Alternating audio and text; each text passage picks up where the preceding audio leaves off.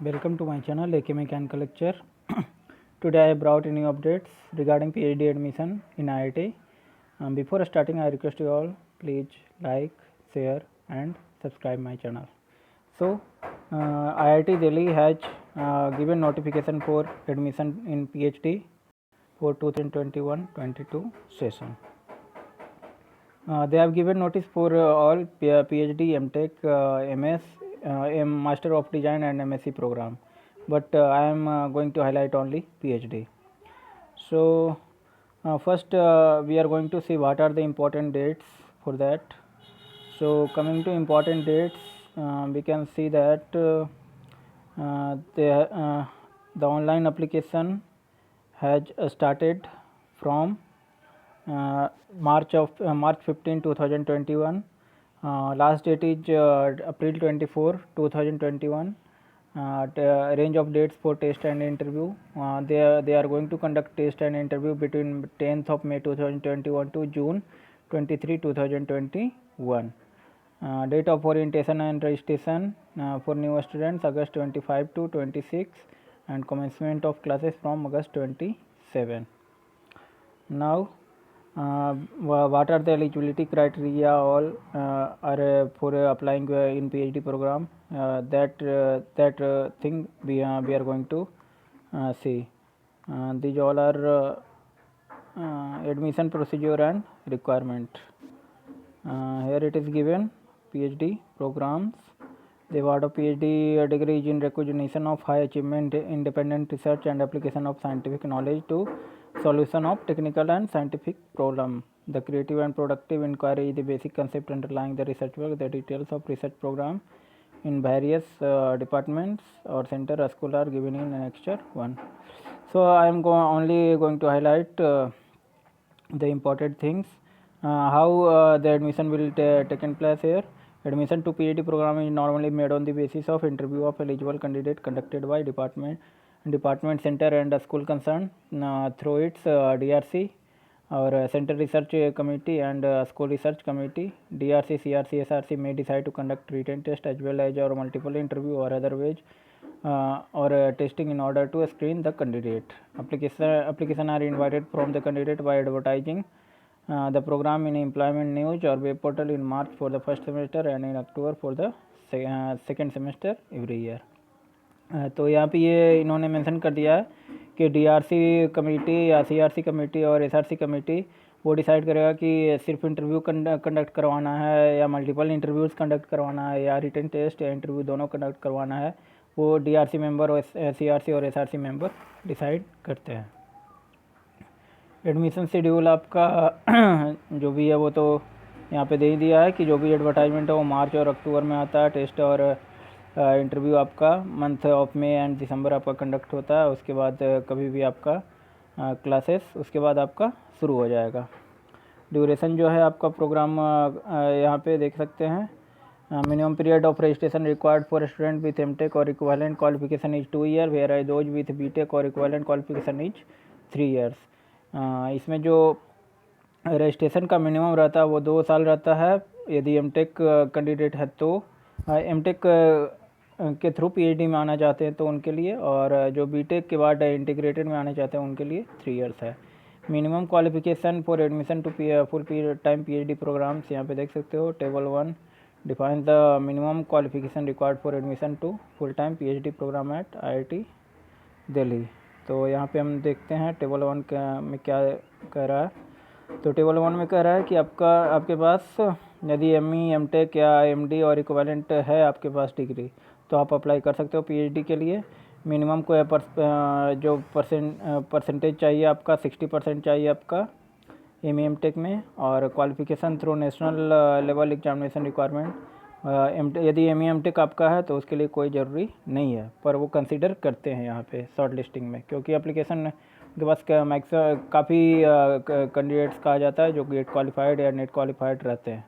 और यदि आपके पास एमएससी है, एमबीए है, एमए है या एमबीबीएस है तो उसके लिए भी आपका 60% रिक्वायर्ड है और सीजीपीए में 6 पॉइंट. और साथ ही साथ आपके पास क्वालिफाइड गेट या सीएसआईआर स्कोर या UGC net, ICAR, ICMR, TST, inspire fellowship, ये सब जो सेंट्रल लेवल एग्जामिनेशन है वो आपको क्वालिफाई होना मस्ट है यहाँ पे। और यदि BE-BTech के बाद डायरेक्ट करना चाहते हैं तो उसके लिए 70% क्राइटेरिया है कि यदि BTech में आपका 70% तभी आप डायरेक्ट PhD के लिए इंटीग्रेटेड के लिए अप्लाई कर सकते हो।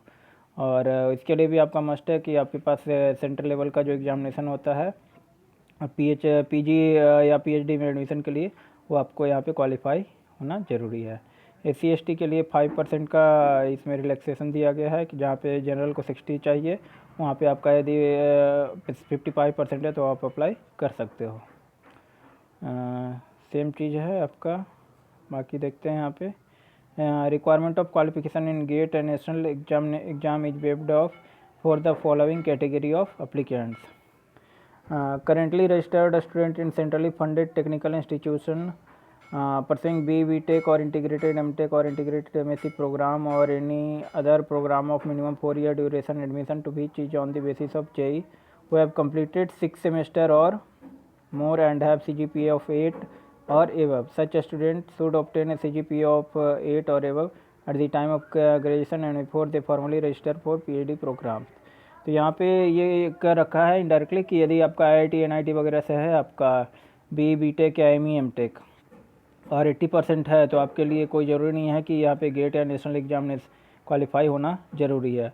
आप इक्विवेलेंट माने जाओगे यदि BE-BTech या ME MTech में आपका 80% है और किन्हीं के पास गेट स्कोर है, तो दोनों इक्विवेलेंट माना जाएगा और आपका सारी फैसिलिटीज़ के लिए आपको भी प्रोवाइड किया जाएगा। Graduate of CFTI in the program marked under with a final graduation CGPA of more than 8%. 80% aggregate marks if marks are the primary mode of evaluation. MA और MSc graduate from IIT with CGPA 8 और above. मतलब ये first second और third जो criteria दिया हुआ है, यदि ये इसको आप फुलफिल करो तो गेट का जरूर कोई भी ज़रूरी आपको यहाँ पे नहीं है। अब यहाँ पे शॉर्ट लिस्टिंग के लिए इन्होंने कर रखा है for the purpose of short listing the primary method of evaluation CGPA CPI और aggregate percentage which ever is appropriate followed by institution where a candidate has obtained his or her qualifying degree will be viewed by IIT Delhi for determining whether the candidate meets the final shortlisting requirement or not. तो short listing के लिए आपका जो भी है वो आपका CGPA या CPI या एग्रीगेट परसेंटेज जो भी है उसको आपको यहाँ पे वो कंसीडर करेंगे। For assistantship purpose only candidate with MBBS qualification will be considered equivalent to MTech for admission to PhD programme in centre for biomedical engineering. जिनके पास MBBS का क्वालिफिकेशन है तो वो इक्विवेलेंट माना जाएगा ME MTech के और उनको असिस्टेंटशिप आपको प्रोवाइड किया जाएगा।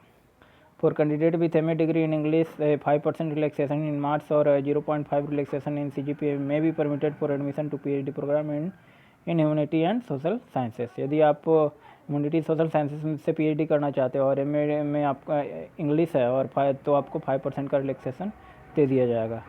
और candidate holding MBA degree are eligible for applying to PhD programme in the department of management study. जिनके पास भी MBA का डिग्री है वो PhD के लिए मैनेजमेंट स्टडी में अप्लाई कर सकते हैं। Minimum qualification for admission to part time and sponsored PhD programme. तो यहाँ पे जो भी आपका स्पॉन्सर्ड में या पार्ट टाइम में आप तभी कर पाओगे जब आप किसी पब्लिक सेक्टर अंडरटेकिंग या गवर्नमेंट डिपार्टमेंट और रिसर्च एंड डेवलपमेंट ऑर्गेनाइजेशन में वर्क कर रहे हो या प्राइवेट इंडस्ट्रीज़ वगैरह में वर्क कर रहे हो तो आप यहाँ पे कर सकते हो। और मिनिमम जो फुल टाइम एक्सपीरियंस चाहिए after obtaining the qualifying degree and age on date of registration is given in below table. तो यहाँ पे देखिए PhD यदि आप पार्ट टाइम करना चाहते हो और क्वालिफिकेशन आपके पास ME MTech है या MS है MD और इक्विवेलेंट है तो कोई भी वर्क एक्सपीरियंस ज़रूरी नहीं है। यदि BE-BTech है MSc है MA है MBA है MBBS है फ्रॉम CFTI और सेंट्रल यूनिवर्सिटी और पार्ट टाइम या स्पॉन्सर्ड में आप करना चाहते हो तो मिनिमम 1 ईयर का है। और किन्हीं के पास BE-BTech MSc MA MBA MBBS equivalent and working in IIT Delhi project और रेगुलर थ्रू प्रॉपर चैनल तो 1 ईयर का चाहिए।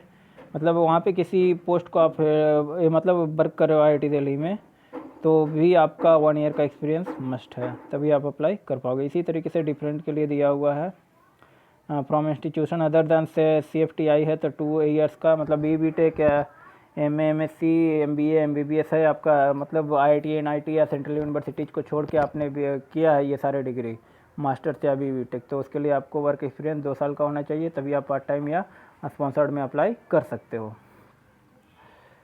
फिर यहाँ पे यदि एम ई एम टेक के लिए तो उसका तो हम यहाँ पे जिक्र ही नहीं कर रहे हैं, यहाँ पे सिर्फ और सिर्फ फोकस है पीएचडी के लिए।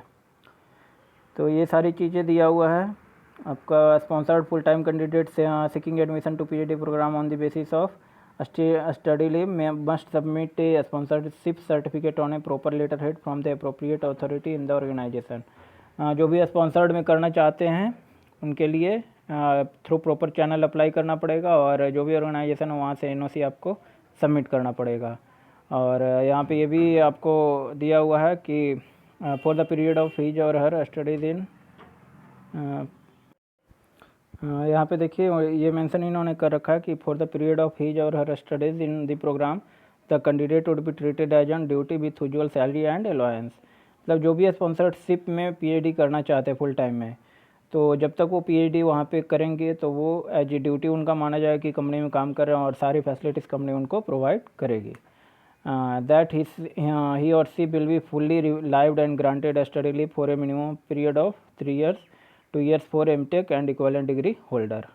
और उनको 3 साल के लिए स्टडी लीव पे भेजा जाए, ये मेंशन उनको करना पड़ेगा कि 3 साल के लिए हम स्टडी लीव के लिए इनको फुली रिलाइव कर रहे हैं। और यदि एम टेक है तो उनके लिए एमटेक के लिए 2 साल के लिए।